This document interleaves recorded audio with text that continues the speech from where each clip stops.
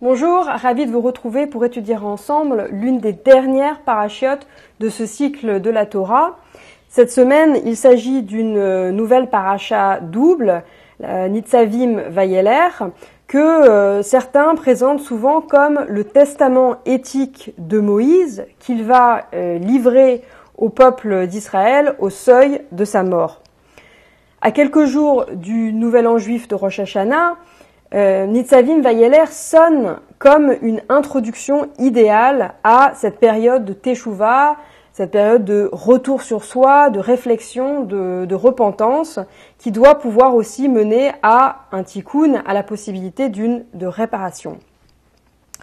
Nous allons voir pourquoi le texte résonne particulièrement avec les fêtes de Tishri, mais dans un premier temps, j'aimerais que nous résumions un peu cette double paracha. Alors Nitzavim s'ouvre sur le dernier discours de Moïse adressé aux enfants d'Israël alors qu'ils se tiennent solennellement debout, en hébreu debout Nitzavim, debout devant Dieu. Et alors qu'il se trouve au seuil de sa mort, Moïse va renouveler à nouveau l'alliance entre Dieu et son peuple, comme s'il cherchait à les imprégner une dernière fois de l'importance de la fidélité de l'alliance, l'importance de la fidélité à l'alliance. En respectant la Torah, les Israélites seront récompensés par une vie de prospérité sur la terre d'Israël, nous dit le texte. Et à l'inverse, s'ils s'écartent du droit chemin, s'ils se tournent vers des pratiques idolâtres, comme ils ont pu le faire par le passé, ils subiront la colère de Dieu et seront contraints à l'exil. S'ils sont par la suite capables de repentir, Dieu mettra fin à leur punition et les ramènera à une vie pleine de promesses. Entre la vie et la mort, il faut donc choisir la vie, nous dit le texte. Et donc dans la paracha suivante, la paracha de Vayeler, Moïse, qui est au seuil de sa mort, conclut son discours par une passation de pouvoir. C'est désormais Josué qui est chargé à sa place de faire entrer les Israélites sur la terre d'Israël. Et Moïse livre également ses instructions au peuple concernant la lecture publique tous les 7 ans de la Torah lors de la fête de Sukkot. Et il confie le texte de la Torah aux Kohanim et aux Lévi'im pour qu'ils placent le texte dans l'arche d'alliance. Alors, ce n'est certainement pas un hasard si nous lisons la parashat Nitzavim, le Shabbat précédent Rosh Hashanah, Shabbat Shuvah, et pour cause, le texte accorde une place centrale à la question de la Teshuvah, du repentir, après que les Israélites ont plusieurs fois déçu et trahi l'alliance avec Dieu. La parashat Nitzavim s'ouvre d'ailleurs sur au moins 7 différentes occurrences du mot shuv, qui a la même racine que le mot teshuvah, qui fait référence ici au retour vers Dieu. Pendant les fêtes de Tishri, jour du jugement, Dieu décide qui vivra et qui mourra. Et c'est pendant cette période, justement, cette période liminale, cette période charnière, alors que nous nous trouvons sur un fil entre la vie et la mort, que nous sommes invités à procéder à un exercice de Reshbon HaNefesh, un examen de conscience, une sorte de bilan moral où l'on fait littéralement les comptes de son âme. Or, les personnages de notre paracha, de la paracha de Nitzavim Vayeler, se trouvent eux aussi à une période de transition qui nécessite de faire un bilan. Moïse est sur le point de mourir. Quant au Bnei Israël, ils sont, eux, sur le point d'entrer en terre d'Israël, mais s'ils échouent à vivre selon les commandements de Dieu, ils seront réduits à l'exil, voire à la mort. Et donc cette période charnière est l'occasion d'opérer un mouvement de Teshuvah, de retour sur soi, à travers notamment le renouvellement de l'alliance avec Dieu. En la matière, tout le monde, nous dit le texte, est concerné par cette Teshuvah. Le texte nous dit Atem nitzavim ayom kulchem lifne Adonai Elohechem. Vous tenez debout, tous debout aujourd'hui devant Dieu. Le Rizkouni, qui est un commentateur français du XIIIe siècle, explique que tous, quel que soit leur statut social au sein de la communauté, se tiennent donc à égalité devant Dieu, de manière à entrer dans cette nouvelle alliance. Tous et toutes, ce sont les hommes, les femmes, les enfants, les chefs tribaux, les anciens, les leaders de la communauté, mais aussi, nous dit le texte, l'étranger, du tailleur de bois jusqu'au puiseur d'eau. Et le texte précise aussi, même ceux qui s'apprêtent à pécher, à transgresser, à enfreindre les lois de Dieu, sont présents. Au chapitre 29, versets 17 et 18, la Torah évoque ceux qui, en ce moment même, alors qu'ils se trouvent devant Moïse pour renouveler l'alliance, envisagent déjà secrètement dans un petit coin de leur tête d'aller vénérer les dieux des autres nations. Donc on voit là que cette espèce d'assemblée solennelle, bigarrée, qui se tient debout devant Moïse et devant Dieu, n'est pas sans rappeler l'assemblée que nous formons tous les ans au moment de Yom Kippour, à l'occasion de l'office du Kol Nidré. Lors de cet office, il est dit clairement qu'il est permis, en ce jour de grand pardon, où toute la communauté est réunie, de prier avec les transgresseurs, les avarianim. Notamment parce que la teshuva au moment de Kippour n'est pas seulement un processus individuel, c'est avant tout un processus collectif qui engage tout le peuple. Et donc c'est une manière, en quelque sorte, de reconnaître et de se rappeler que nous sommes tous interconnectés, que les actions individuelles des uns peuvent porter atteinte à l'équilibre d'une société et à un projet d'ordre collectif. On peut dire que cette teshuva collective, d'une certaine façon, fait en sorte de s'assurer que nos fragilités individuelles ne deviennent pas la norme acceptée au sein de la société, ce qui contribuerait à éroder, à mettre à mal le projet d'alliance conclu avec Dieu. Cette idée d'un peuple en pleine teshuva est soulignée par le Sfat Emet, célèbre rabbin chassidique du XIXe et du XXe siècle. Celui-ci voit dans Nitzavim la reconstitution de la scène du don de la Torah au peuple juif sur le mont Sinaï, où femmes, hommes et enfants sont présents. À ceci près, nous dit le Sfat Emet, que le statut du peuple juif a changé dans notre paracha. Au mont Sinaï, les Bnei Israël se tenaient là avec un casier judiciaire vierge, tels des tzadikim, des justes, prêts à recevoir la Torah et à l'honorer avec l'idée qu'ils continueraient à se comporter comme des justes par la suite, alors que dans Nitzavim, le peuple, au contraire, qui s'apprête à renouveler l'alliance avec Dieu, est devenu un peuple de transgresseurs à qui Moïse offre certes la possibilité de racheter ses fautes, de faire teshuva, mais tout en sachant, comme nous le dit Dieu un peu plus tard dans la parashat Vayeler, que les Bnei Israël risquent fort de tomber et d'échouer moralement à nouveau. Face à ces êtres faillibles, Moïse se montre compatissant, optimiste et même encourageant. Au chapitre 30, verset 11, il dit « Ki a mitzvah azot asher anori metzavecha ayom, lo niflet hi mimecha velo reroka hi. » Car ce commandement, à mitzvah azot, que je te prescris aujourd'hui, n'est pas trop ardu pour toi, ni placé trop loin. Il continue, cette mitzvah n'est pas dans le ciel pour que tu dises « Qui montera pour nous au ciel et nous l'ira quérir et nous la fera entendre afin que nous la fassions ?» Elle n'est pas non plus au-delà de la mer pour que tu dises « Qui traversera pour nous la mer et nous l'ira quérir et nous la fera entendre afin que nous puissions la faire ?» Non, la parole est tout près de toi, dans ta bouche et dans ton cœur pour que tu la fasses. Autrement dit, souligne Moïse, la mitzvah à accomplir est à la portée de tous, y compris de ceux qui ont transgressé. Alors de quelle mitzvah parle le texte ? Les commentateurs interprètent différemment ce terme de « mitzvah azot », ce commandement qui est prescrit. Beaucoup estiment que cela signifie les prescriptions de la Torah, ou toute la Torah, Mais de manière intéressante, le Ramban, lui, estime que cette mitzvah, qui doit être accomplie par tous, est le processus de Teshuvah lui-même. Selon cette interprétation, on comprend que le texte affirme donc que chacun est capable de faire Teshuvah, de se remettre en question et de changer, de s'améliorer.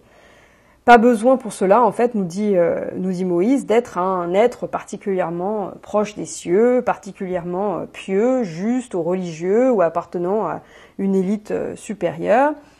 Nous n'avons pas le droit, dit Moïse, d'être défaitiste ou fataliste en nous cachant derrière notre supposée nature, comme s'il s'agissait d'une réalité insurmontable.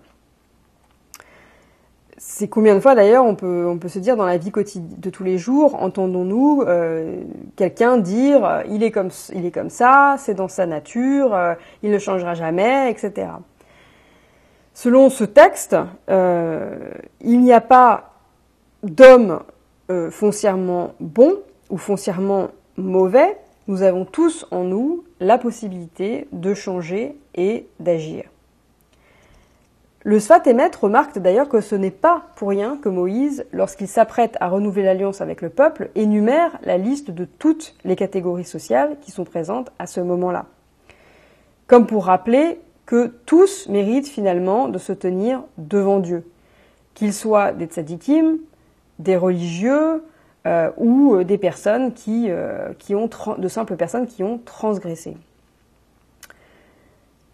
Les erreurs de ces transgresseurs ne les ont pas en fait diminuées face à Dieu. Au contraire, peut-être même que la teshuva du transgresseur a plus de mérite que celle du tzaddik, car le transgresseur a dû se battre contre ses propres faiblesses. Il revient de plus loin et il a dû fournir un effort particulier contre lui-même. Il y a chez le Baal Tshuva, nous dit le Sfat Emet, le transgresseur donc qui choisit de faire Teshuvah, une forme d'endurance que le tzaddik n'a pas. Ça fait penser d'ailleurs à une idée que l'on retrouve dans le Talmud, dans le traité Brachot, qui est développé par Rabbi Abahu, qui estime que les pénitents sont supérieurs finalement ou ont plus de mérite que les justes. Il dit la place qu'occupent les pénitents, le juste, lui, est incapable de l'occuper.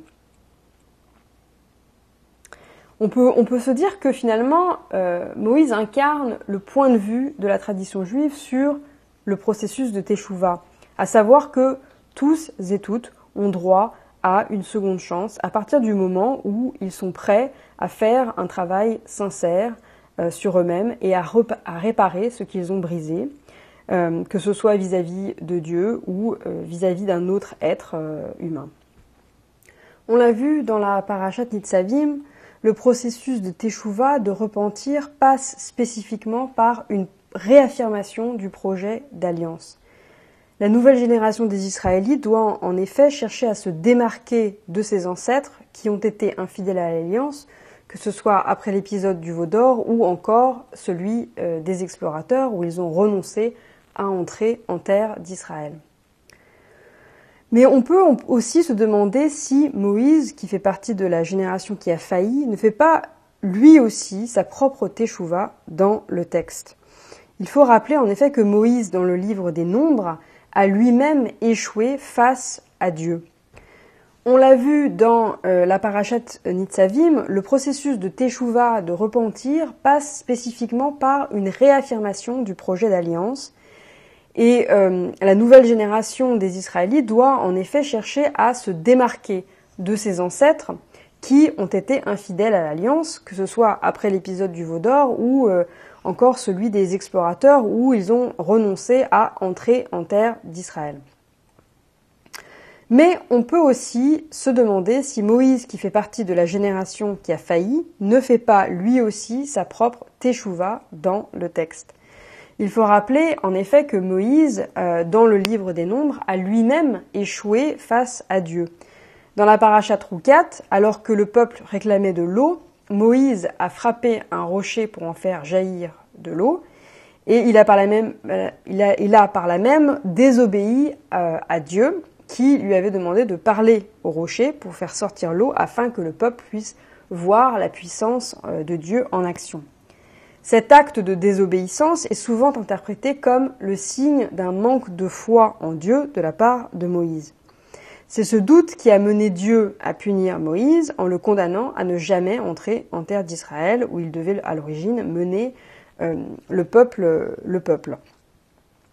Il l'a ainsi contraint à passer le relais à Josué et Moïse est donc d'une certaine manière puni au même titre que le reste de sa génération qui s'est elle aussi montrée infidèle envers Dieu.